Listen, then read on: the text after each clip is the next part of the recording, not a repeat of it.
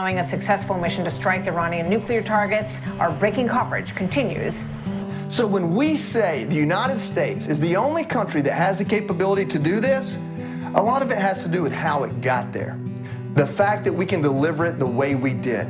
And we're the only country that's put the parts together and said, we have this capability, dare you to dig something in the ground, and that's what happened. So I want to show you a little bit more kinetic version of that map we showed you earlier. So what we're learning happened is when the naval ships set off the Tomahawk missiles, from my understanding of the timeline, is they actually fired the missiles before the stealth bombers got into the area of operation. The missiles went very far, obviously, and then the stealth bombers were able to do their thing before the Tomahawk missiles hit. So that's that coordination, that's synchronizing that we talk about.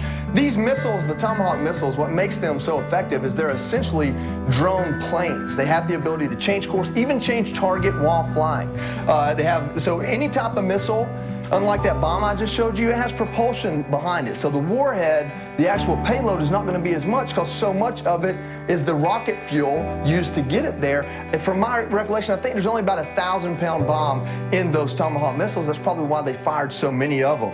And then to move on here to the very last screen, these are the bases of our men and women in uniform that are vulnerable to attack now. I can't tell you an ordnance order of battle. I can't tell you which one of these is a higher target than the other, but I can tell you I lived at the Al Asad Air Base, and that is a very important air base for us. It's big, it's fortified. I don't know what we have there, but I would imagine it's assets we need.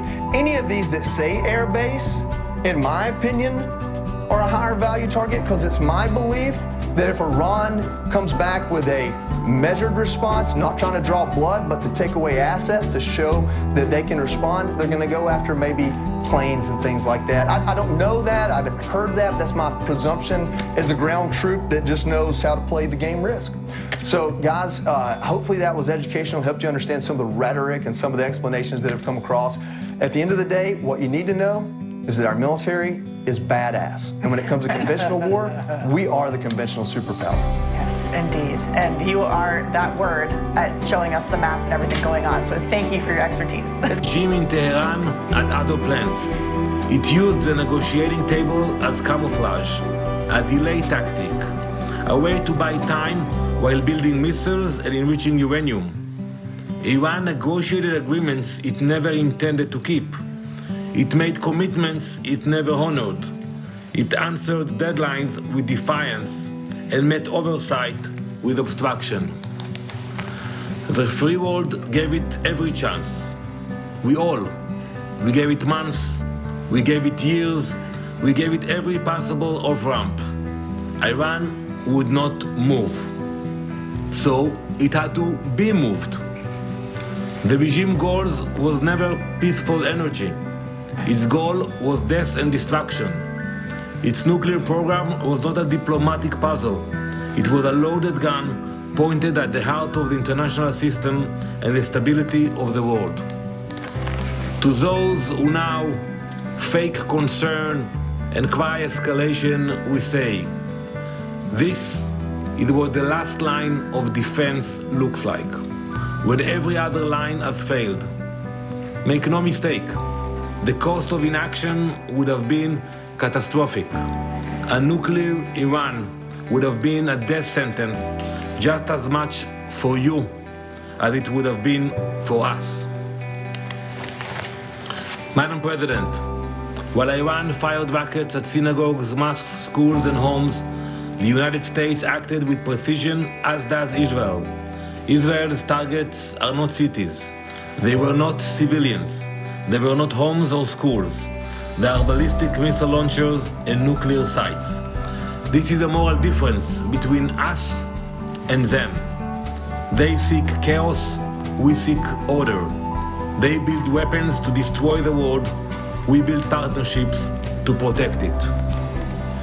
As you all know, we have already gained air superiority across Iranian skies. We have acted with purpose.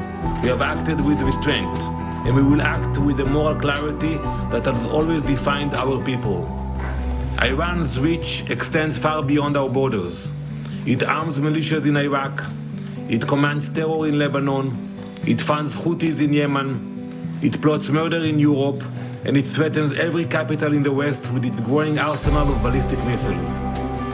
You cannot sit this one out. You cannot condemn the firefighters while the arsonist tries to light more fires. You cannot protect peace by appeasing evil.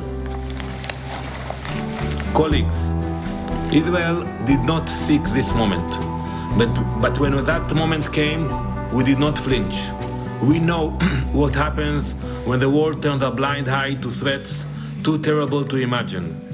This time, we acted, and this time, we were not alone. Let the record show, when the world stood at the edge of a nuclear disaster, America stepped forward. When time ran out, America showed courage. And when the moment came to confront the forces of extinction, America led. Now it is time for the rest of the world to guarantee that the threat of a nuclear Iran never returns. Thank you, Madam President.